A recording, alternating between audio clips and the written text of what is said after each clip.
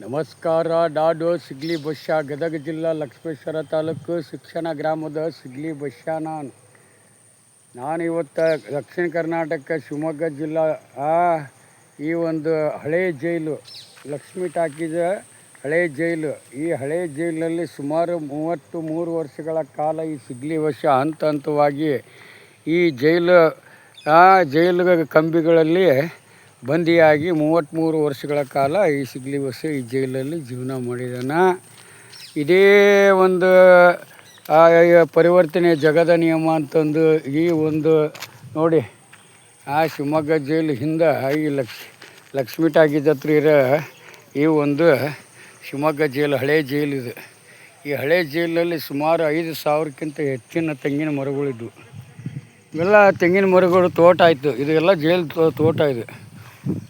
ಇವತ್ತು ಈ ಜೈಲನ್ನ ಕ್ಯಾನ್ಸಲ್ ಮಾಡಿ ಈಗ ನಮ್ಮ ಬೇರೆ ಕಡೆ ಜೈಲು ಶಿಫ್ಟ್ ಮಾಡಿದ್ದಾರೆ, ಕೇಂದ್ರ ಕಾರಾಗೃಹ ಅಂತಂದು. ಆದರೆ ಈಗ ಈ ಜೈಲು ಫ್ರೀಡಮ್ ಪಾರ್ಕ್ ಆಗಿದೆ. ಫ್ರೀಡಮ್ ಪಾರ್ಕ್ ಸಾರ್ವಜನಿಕರ ಒಂದು ಆಟದ ಮೈದಾನ ಮತ್ತು ಪ್ರೋಗ್ರಾಮು ಮತ್ತು ಸ್ವತಂತ್ರ ಹೋರಾಟಕ್ಕೆ ಒಂದು ಸ್ಫೂರ್ತಿಯಾದಂಥ ಈ ಜೈಲಿದು. ಇದು ಜೈಲು ತೋಟ. ಇದು ಈಗೆಲ್ಲ ಮರಗಳನ್ನ ಹತ್ತಿ ತೆಂಗಿನಕಾಯಿ ಇಳಿಸಿದಂಥ ಬಶ್ಯಾ ಇದೀನಿ. ಈ ಜೈಲು ಗಾರ್ಡನ್ ಕೆಲಸನೂ ಮಾಡಿದಂಥ ಬಶ್ಯಾ ಇದೀನಿ. ಇವತ್ತು ಈ ಜೈಲು ಈ ಜೈಲು ಒಳಗಡೆ ಬರಬೇಕಾದ್ರೆ ತುಂಬ ಕಷ್ಟ ಇತ್ತು. ಇವತ್ತು ಸ್ವತಂತ್ರವಾಗೈತಿ ಈ ಜೈಲು ಈಗ ಫ್ರೀಡಮ್ ಪಾರ್ಕ್ ಆಗಿ ಪರಿವರ್ತನೆ ಆಗೈತಿ. ಇವೆಲ್ಲ ತೆಂಗಿನ ಮರಗಳು, ಇವೆಲ್ಲ ಒಂದು 5-6 ಸಾವಿರ ಮರಗಳಿದ್ವು. ಇವನ್ನೆಲ್ಲ ಕಡಿದು ಹಾಕಿದ್ದಾರೆ. ಇಂಥ ಒಂದು ಜೈಲು ಇದು. ಜೈಲು ಗೋಡಿದೆ ಇದು.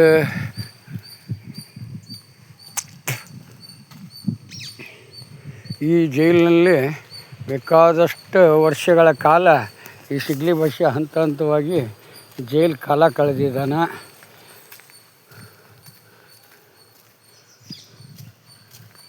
ಈಗಿದು ಫ್ರೀಡಮ್ ಪಾರ್ಕ್ ಆಗಿದೆ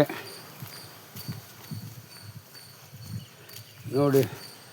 ಜೈಲು ಗೋಡೆ ಎಷ್ಟು ಎತ್ತರವಾಗಿದೆ ಅಂದರೆ, ಈ ಶಿವಮೊಗ್ಗ ಜೈಲು ಗೋಡೆ ಹಳೆ ಜೈಲು, ಬಂದೋಬಸ್ತುವಾದಂಥ ಜೈಲಿದು. ಈ ಜೈಲಿನಲ್ಲಿ ಹಿಂದೆ ಬಲರಾಮನ ಕೊಲೆ ಮಾಡಿದಂಥ ಕೊಲೆ ಆರೋಪಿ ಕುಮಾರ್ ನಾಯಕ್ ಅಂತಂದು ಅವನ ಸಹಚರರು ಸೇರಿ 7-8 ಜನ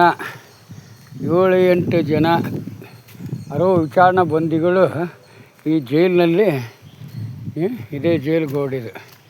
ಈ ಗೋಡೆ ಆ ಕಡೆ ಬಂದು ಕೂತ್ಕೊಂಡು ಆಟ ಆಡ್ತಿದ್ವಿ ನಾವು. ಇಲ್ಲೆಲ್ಲ ಜೈಲು ಗೋಡೆ, ಆ ಕಡೆ ಒಳಗಡೆ ಇದು ಹಳ್ಳಿ ಮರ ಐತೆ ನೋಡಿ. ಆ ಒಳಗಡೆ ಹಳ್ಳಿ ಮರ ಹತ್ತಿ ಈ ಸಿಗ್ಲಿ ಬಶ್ಯಾ ಹೋರಾಟ ಮಾಡಿದ್ದಾನೆ. ಮತ್ತು ಈ ಜೈಲಿನಲ್ಲಿ ಸುಮಾರು ಕಥೆಗಳನ್ನ ಬರೆದಿದ್ದಾನೆ. ಈ ಜೈಲಿನಲ್ಲೇ ಕುಂತು ಸುಮಾರು ಕೇಸುಗಳನ್ನು ಭಟ್ಕಳ, ಹೊನ್ನಾವರ, ಕುಮಟಾ, ಶಿರಸಿ, ಯಲ್ಲಾಪುರ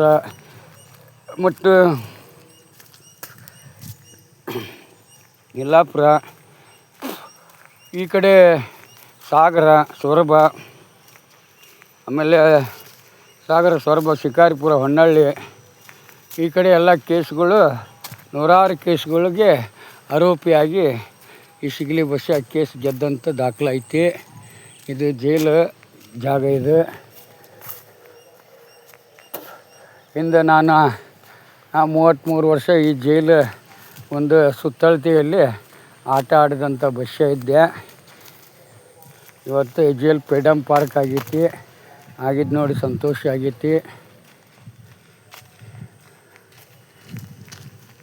ಇಲ್ಲೆಲ್ಲ ಜೈಲು ನ್ಯಾಯಾಧೀಶರು ವಿಸಿಟ್ ಕೊಟ್ಟಾಗ ಇಲ್ಲೆಲ್ಲ ಜೈಲು ಒಳಗಡೆ ಬಂದು ಈ ಜೈಲು ವಾತಾವರಣ ಎಲ್ಲ ನೋಡ್ತಿದ್ರು. ಮತ್ತು ಎಳ್ನೀರು, ಕಾಯಿ, ಒಣ ತೆಂಗಿನಕಾಯಿ ಎಲ್ಲ ತೊಗೊಂಡು ಹೋಗ್ತಿದ್ರು. ಕೆಲವೊಂದಿಷ್ಟು ಮಾವಿನ ಗಿಡ ಇದ್ವು, ಅವೆಲ್ಲ ಹಾಳಾಗಿದ್ದವು. ಸುಮಾರು ತೆಂಗಿನ ಮರಗಳು. ಯಾವ ಜೈಲಲ್ಲಿ ಈ ಥರ ತೆಂಗಿನ ಮರಗಳು ಇದ್ದಂಥ ವ್ಯವಸ್ಥೆ ನಾನು ನೋಡಿಲ್ಲ. ಆದರೆ ಶಿವಮೊಗ್ಗ ಜೈಲಲ್ಲಿ ಸುಮಾರು ಇತಿಹಾಸನ ನಾನು ನೋಡಿದ್ದೀನಿ.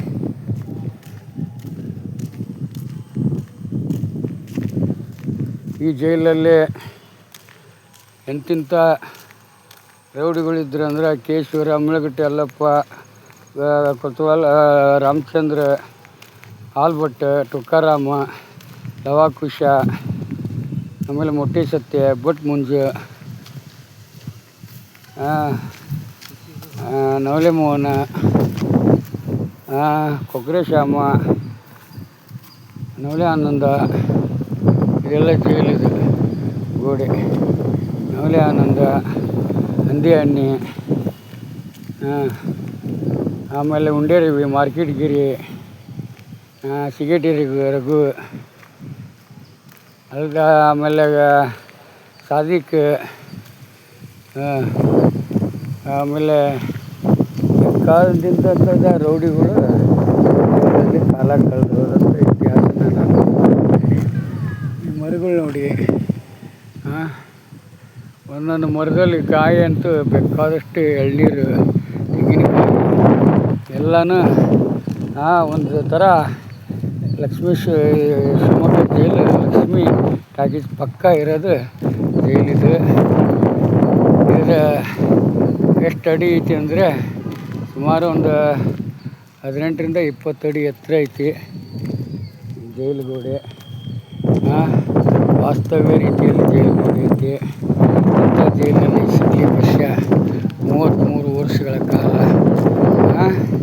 ಹಂತವಾಗಿ ಇಲ್ಲಿ ವಿಚಾರಣೆ ಬಂದಿಯಾಗಿ ಕಾಲ ಕಳೆದಂಥ ಬಹುಶಃ ಅದೀನಿ.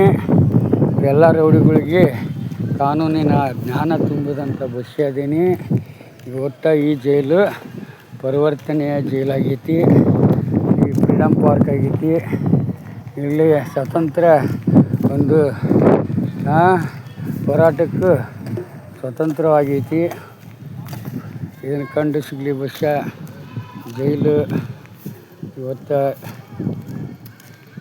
ನೋಡಿ. ಈ ಜೈಲು ಇಲ್ಲಿ ಬರೋಕ್ಕೆ ಭಯ ಪಡ್ತಿದ್ರು ಅವಾಗ. ಎಷ್ಟು ಅಲಾವ್ ಯಾರಿಗೂ ಅಲಾವ್ ಇದ್ದಿದ್ದಿಲ್ಲ ಅಂಥದ್ದು ಇವತ್ತು ಸ್ವತಂತ್ರ ಅಲಾವ್ ಸಿಕ್ಕೈತೆ ಅಂದರೆ ನಾವೆಲ್ಲ ಹೆಮ್ಮೆ ಪಡಬೇಕು.